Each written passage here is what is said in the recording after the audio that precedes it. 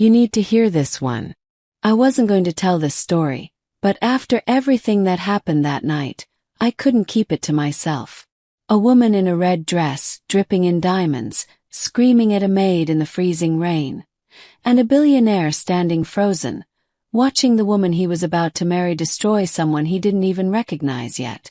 "Beg me for food," she said. Nobody in that garden knew what was about to happen next. By the end of that night, one man's entire world would collapse, and it would take a plate of ruined rice to do it.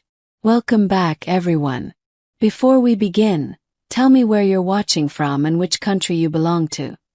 I love reading where this community comes from every single day. Today's story is one of the most emotional and heartbreaking journeys I've ever told on this channel. It's about pride, cruelty, and a secret buried so deep that even the man at the center of it all didn't see it coming. Stay with me till the end, because what happens in the final section will stay with you long after this video ends. Let's begin. Nobody expected a single rainstorm to change 4 lives forever. Her name was Rosa Alvarez, and at 26 years old, she had already lived 3 lifetimes of hardship folded into one exhausted body. She worked as a housemaid at the Whitfield estate, a sprawling mansion on the outskirts of Savannah, Georgia, owned by one of the wealthiest families in the state. The Whitfields made their fortune in shipping and real estate, 3 generations deep, and their name was stitched into every charity gala, every hospital wing, every glossy magazine cover in the South. Rosa had been working there for almost 2 years. She started as a laundry assistant, then moved up to general housekeeping, and finally became one of the personal maids assigned to the family's private wing. It wasn't a job she'd dreamed of as a little girl. She'd once wanted to be a nurse. But when her mother got sick back in their hometown outside Savannah, and the medical bills started piling up faster than Rosa could count them, dreams became a luxury she couldn't afford. So she folded away the nursing textbooks, put on the yellow uniform with a white apron, and learned to disappear into the background of other people's lives. That was the thing about being a maid in a house like the Whitfield estate. You learned to become invisible. You cleaned up messes people didn't want to admit they made. You heard arguments through doors you weren't supposed to listen at. You saw sons who never called their fathers back, and daughters who cried in bathrooms after phone calls with people who were supposed to love them. You saw everything, and you were expected to see nothing. Ethan Whitfield was the only son of the family, 32 years old, and set to inherit the entire empire his grandfather built from a single fishing boat 70 years ago. Ethan was different from most of the young men in his social circle. He didn't flaunt his money. He drove an old truck when nobody was watching, wore his father's old watch instead of buying a new one, and treated the household staff with more respect than most people treated their own family. Rosa liked him for that. Not in a romantic way, or at least that's what she told herself, but in the quiet way you respect someone who doesn't need to prove they're better than you. 3 months before that stormy night, Ethan had gotten engaged to a woman named Camille Duval, the daughter of a wealthy hotel chain owner from Charleston. Camille was beautiful in the way magazine covers are beautiful. Polished, symmetrical, expensive. But Rosa noticed things other people didn't. She noticed the way Camille's smile disappeared the second Ethan turned his back. She noticed how Camille spoke to the staff like they were furniture that occasionally needed reminding of its place. She noticed, most of all, the coldness behind Camille's eyes whenever she looked at Rosa specifically. A coldness that felt less like class snobbery and more like something personal, something Rosa couldn't quite name. The night of the engagement dinner was supposed to be simple. A small private gathering in the estate's garden pavilion, string lights hung between the oak trees, a catering staff of 6, and Rosa assigned to serve the head table. The weather forecast had promised clear skies. Nobody accounted for the storm that rolled in from the coast that evening, dark clouds swallowing the stars in less than 20 minutes. Rosa remembered carrying the final dessert tray out just as the first drops began to fall. She remembered Camille's sharp voice cutting through the chatter, ordering the staff to move faster to cover the tables, to fix her hair which the wind had begun to loosen from its careful updo. Rosa remembered thinking, this is going to be a long night. She had no idea just how long it was about to become. As she hurried across the lawn carrying a tray of food that had been rejected from the kitchen, pasta the head chef deemed unacceptable for presentation, destined for the staff break room, her foot caught on a wet root hidden beneath the grass. She stumbled, barely catching herself, and the tray tilted, spilling half its contents onto the muddy ground. It was nothing. It was staff food. It was garbage, really, food that was never going to reach a guest's plate anyway. But Camille saw it happen from 20 feet away, standing beneath the pavilion awning in her red gown, and something in her expression shifted into a kind of cold, deliberate anger that had nothing to do with spilled pasta at all. "You clumsy girl," Camille said, her voice slicing through the sound of rain. "Do you have any idea what that dress cost? Do you have any idea what any of this cost?" Rosa, soaked and humiliated, kneeling in the mud trying to salvage what she could, opened her mouth to apologize. But Camille wasn't finished. Not even close. What Camille said next would echo through that garden, through that family, and through Rosa's entire life.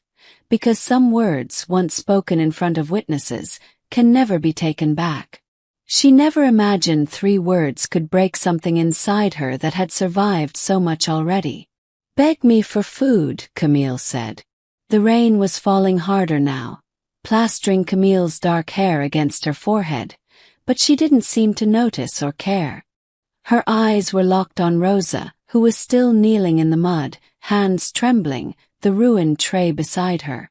"I'm sorry, ma'am, Rosa started.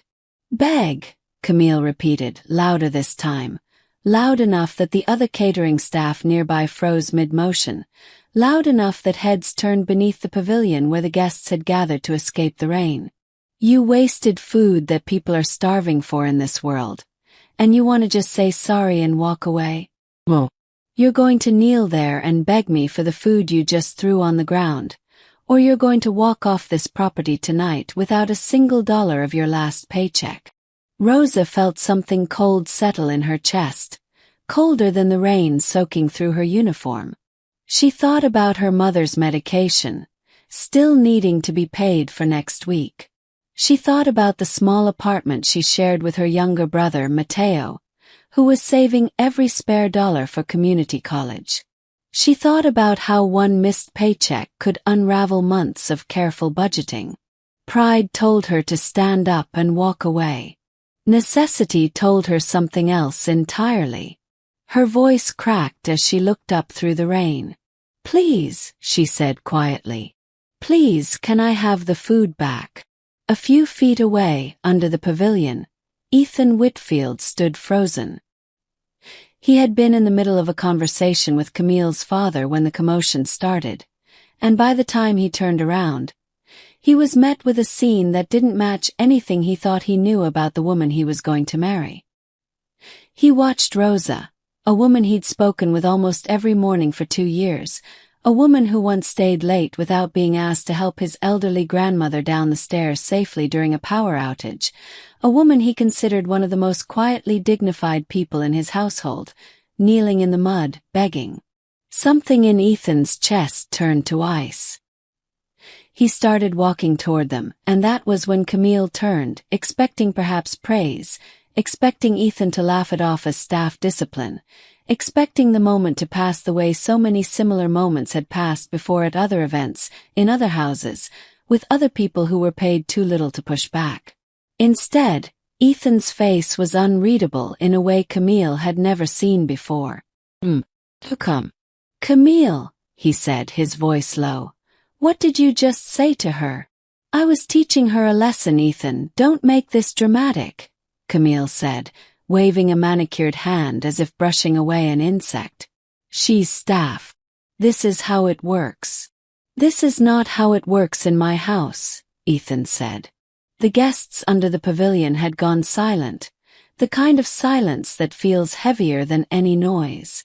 Camille's father shifted uncomfortably, clearing his throat, glancing between his daughter and his future son-in-law with the practiced diplomacy of a man used to smoothing over social disasters. Rosa, still kneeling, still soaked, tried to gather herself and stand, embarrassment burning hotter than any rain could cool.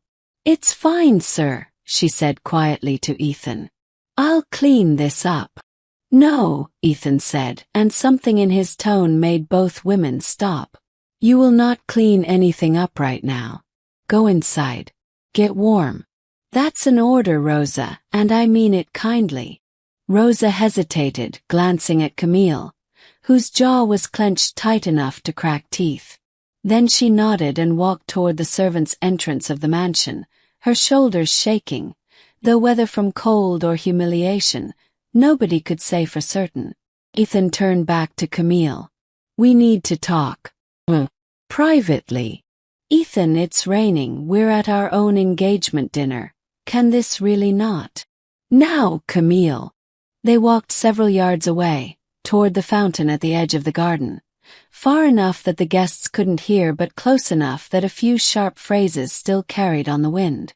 Ethan's voice, usually so measured, rose in a way none of the staff had ever heard before. "How long have you been treating my staff like this?" he demanded. "Your staff?" Camille shot back. "They're employees, Ethan, not family. I don't understand why you're acting like I committed a crime. You made a grown woman kneel in the mud and beg for food she accidentally spilled. Food that was already being thrown out. She needs boundaries. People like her. People like her." Ethan interrupted, his voice dropping dangerously quiet. "Finish that sentence, Camille. I want to hear you finish it." Camille's mouth opened, then closed. For the first time that night, something like uncertainty flickered across her expertly composed face. But what Ethan didn't know yet, what nobody at that garden party knew, was that the woman kneeling in the mud, the maid he just defended, carried a secret so deeply buried that even she rarely allowed herself to think about it. A secret that connected her to this family, and to this house, in a way that would turn everything Camille had done that night into something far more dangerous than simple cruelty. That secret was about to come out. And when it did, nothing about that engagement or that family would ever be the same again. Nobody in that garden was prepared for what Rosa's grandmother's old photograph would reveal. Inside the mansion, Rosa sat wrapped in a towel in the small staff break room off the kitchen, her wet uniform draped over a chair, her hands still trembling, not entirely from cold. The head housekeeper, an older woman named Delphine who had worked for the Whitfield family for almost 25 years, brought her a cup of hot tea and sat down across from her. "You all right, honey?" Delphine asked. Rosa nodded, though the nod was unconvincing. "I just want to finish my shift and go home." Delphine studied her for a long moment, the way older women sometimes study younger ones when they see themselves reflected back through decades. "You know," she said slowly, "I've worked in this house a long time. I knew Mr. Whitfield's father. I knew his grandfather too, when he was still alive and this house was half the size it is now." Rosa wrapped her hands tighter around the warm mug, not entirely sure why Delphine was telling her this. "There's something I probably should have told you a long time ago," Delphine continued, glancing toward the doorway to make sure they were alone. "Your last name, Alvarez, and your mother's maiden name. Alvarez was your father's side, wasn't it? But your mother, she went by Reyes before she married, didn't she?" Rosa blinked, startled. "How do you know that?" Delphine reached into the pocket of her apron and pulled out an old, worn photograph, one she had apparently been carrying for longer than Rosa realized. It showed a young woman standing beside a much younger version of old Mr. Whitfield, Ethan's grandfather, decades ago, on what looked like the docks of a shipping yard. "This is your grandmother," Delphine said quietly. "Isabella Reyes. She used to work here too, back in the 60s, before this family had half the money they have now. She was a laundress, same as I started as. But there was more to her story than that." Rosa stared at the photograph, her breath catching. The young woman's face. She'd seen that same jawline in her own mother's old photographs. The same eyes that Rosa saw every morning in the mirror. "Old Mr. Whitfield," Delphine said carefully, "loved your grandmother. Truly loved her. But it was a different time and different families back then, and his parents forced him to marry someone else. Someone from a wealthy family, someone who could help build the business the way they wanted. Isabella left before anyone found out she was carrying his child. She never told him.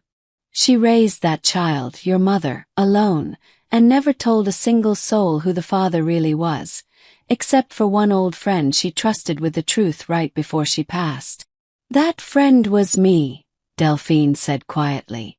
"I promised her I'd never tell unless the right moment came. And Rosa, I think tonight might be that moment." Rosa sat frozen, the teacup shaking slightly in her hands. "Are you telling me that Ethan is my half-uncle by blood, if my math on the generations is right?" Delphine said gently. "Or somewhere close to it. I'm no expert on family trees, honey, but the Whitfield blood runs through you whether this family knows it or not." Before Rosa could fully process what she'd just heard, the break room door swung open.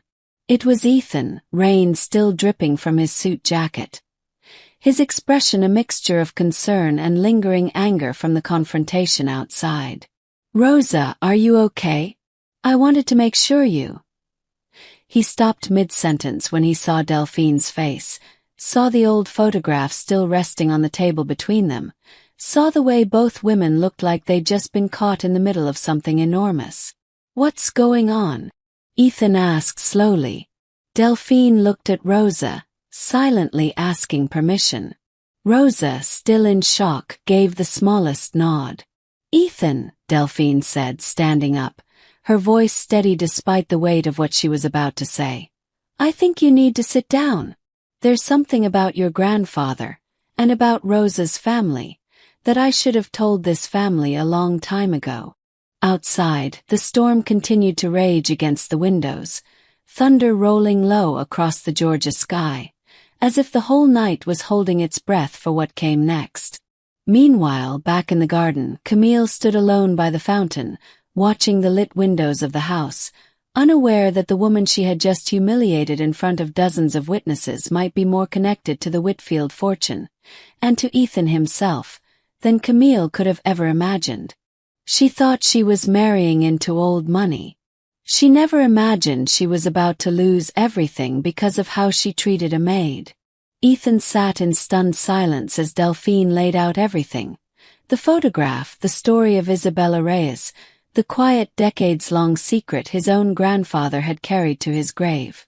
Rosa sat beside him, still wrapped in her towel, watching the man she'd served coffee to almost every morning for 2 years slowly absorb the fact that they might share the same blood. "This doesn't make sense," Ethan said finally, though his voice lacked conviction, like a man trying to argue against something his gut already believed. "My grandfather never mentioned any of this. Men like your grandfather rarely spoke about their regrets, Ethan," Delphine said softly. "Especially not the ones that cost them the people they truly loved." Ethan looked at Rosa, really looked at her the way you look at someone when your entire understanding of them has just shifted. 2 years of quiet mornings, of small kindnesses she'd never asked credit for, of the dignity she carried even while doing the most thankless work in his household. He thought about how she never once treated him differently than she treated the gardener or the driver, how she never tried to use proximity to wealth as leverage the way so many people in his social circle did constantly. "Rosa," he said quietly, "did you know any of this?" She shook her head, tears finally breaking free now that the shock had worn thin enough to let emotion through. "No, had no idea. My mother never talked much about her father. She always said it didn't matter, that family was about who raised you, not blood.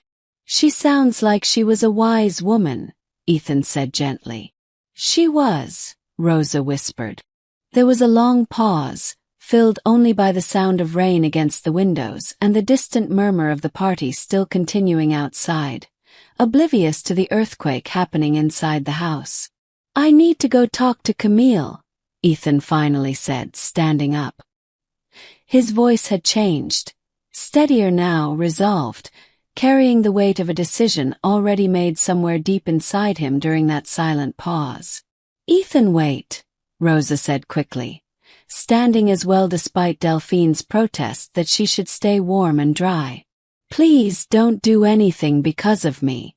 This isn't about proving something or punishing Camille for my sake.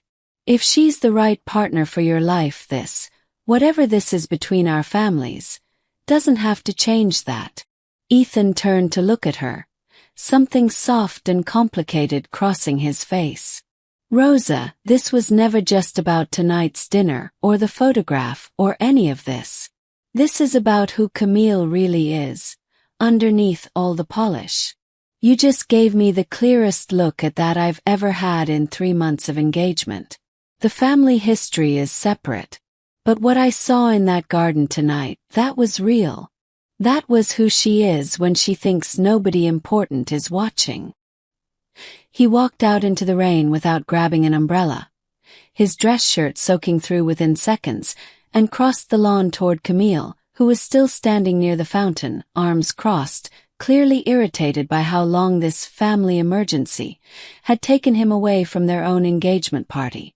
Finally, Camille said as he approached, can we please go back inside and salvage what's left of this evening? There's nothing left to salvage, Camille, Ethan said. Her arms uncrossed slowly. What are you talking about? I watched you make a woman kneel in mud and beg for scraps tonight, Ethan said, his voice carrying clearly now despite the rain, loud enough that a few nearby guests who had stepped out from under the pavilion turned to listen. In front of my family. In front of your family. In front of people we're supposed to build a life with. And the worst part isn't even what you did. It's that you didn't hesitate. Not for a second. That tells me everything about who you'll become once you have a wedding ring, and no reason left to perform kindness for an audience. Ethan, you're being ridiculous, she's just... Don't, Ethan said sharply, cutting her off. Don't finish that sentence again. You already tried once tonight, and I stopped you then too. Camille's face went pale, then red with anger and embarrassment as she realized just how many guests had gathered close enough to hear. Phones subtly angled, whispers already spreading through the crowd like the rain spreading across the lawn. You're calling off the engagement.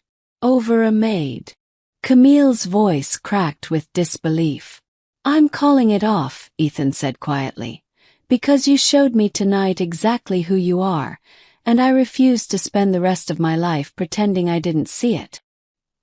He turned and walked back toward the house, back toward Rosa, back toward Delphine and the strange, impossible, beautiful truth that had unraveled itself in the middle of a thunderstorm, leaving Camille standing alone by the fountain in her ruined red dress, the rain washing away her makeup along with 3 months of carefully constructed plans. Sometimes the storm that ruins your night is the same storm that saves your life.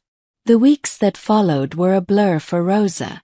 The engagement scandal spread quickly through Savannah's social circles, not through any deliberate effort by Ethan, but because dozens of witnesses had seen the confrontation in the garden, and stories like that don't stay quiet for long, especially among families who thrive on gossip disguised as concern. But something else happened too. Something Rosa never expected. Ethan requested a private DNA test to confirm what Delphine had revealed, wanting to approach the truth carefully rather than appending both their lives based on an old photograph and a housekeeper's decades-old promise. 3 weeks later, the results confirmed what Delphine already believed in her heart. Rosa's mother had indeed been the daughter of Ethan's grandfather, making Rosa his first cousin, once removed, family by blood, whether the Whitfield name had ever acknowledged it or not. Ethan didn't handle the revelation the way many wealthy families might have. Burying it, paying for silence, protecting a public image built over 3 generations. Instead, he sat his own father down and told him everything. There were difficult conversations. There was shock, and some initial resistance from older relatives who worried about inheritance complications and public perception. But Ethan stood firm, insisting that his grandfather's mistake, choosing money over love, choosing silence over honesty, was not a mistake this generation of the family needed to repeat. Rosa was formally welcomed into the Whitfield family, not with grand parties or media announcements, but with something far more meaningful. A quiet Sunday dinner where Ethan's father personally apologized for decades of silence his own father had carried, and where Rosa's mother, frail but overjoyed, finally learned the truth about the father she never got to meet. Rosa didn't ask for money. She didn't ask for a place among the family's business empire. What she asked for, when Ethan gently offered to help her pursue whatever dreams she'd set aside, was simple. Help paying for nursing school, the dream she'd buried years ago when her mother first got sick. Ethan didn't just help pay for it. He made sure she never had to work another double shift while studying, setting up a modest trust that let her focus fully on her education for the first time in her adult life. As for Camille, the scandal cost her more than just the engagement. Video clips of the garden confrontation, filmed quietly by one of the caterers who'd witnessed the whole thing, eventually made their way online, and the story spread far beyond Savannah's social circles. Her family's hotel business faced public backlash, employees speaking out about similar treatment they'd endured over the years now that they saw others finally being believed. Camille eventually left the state entirely, starting over somewhere quieter, somewhere her name didn't carry the weight of that stormy night. 2 years later, Rosa graduated from nursing school with honors. She now works at a children's hospital in Savannah, a job she chose specifically because it reminded her most of the kindness she wished more people had shown her mother during the hardest years of their lives. Ethan attended her graduation, sitting proudly in the front row alongside Delphine, who had finally, after decades of keeping a difficult secret, gotten to watch the truth bring healing instead of harm. Rosa and Ethan remain close today, not just as distant relatives reconnected by circumstance, but as genuine family, the kind that shows up for birthdays and hospital visits and quiet Sunday dinners, the kind neither of them had fully realized they were missing until that rainy night forced everything into the light. Looking back, Rosa often says the worst moment of her life, kneeling in the mud, begging for food she didn't even spill on purpose, became the doorway to the best chapter of her life. Not because humiliation is ever something to be grateful for, but because sometimes our lowest moments crack open doors we never knew existed, revealing truths that had been waiting, patiently, for the right storm to finally bring them to the surface. The moral of this story is simple, but it's one worth remembering. How you treat people who can do nothing for you reveals more about your character than how you treat those who can do everything for you. Kindness costs nothing, but cruelty can cost you everything you thought you'd built. And sometimes the person kneeling in front of you, soaked and humiliated, is carrying a story, a strength, a history, a worth, far greater than you could ever imagine. If this story touched your heart tonight, I'd love for you to hit that like button. And if you haven't already, subscribe to the channel so you never miss the next story like this one. And if you know someone who needs a reminder that kindness always matters, no matter who's watching, please share this story with them. Thank you for staying until the end, and I'll see you in the next story.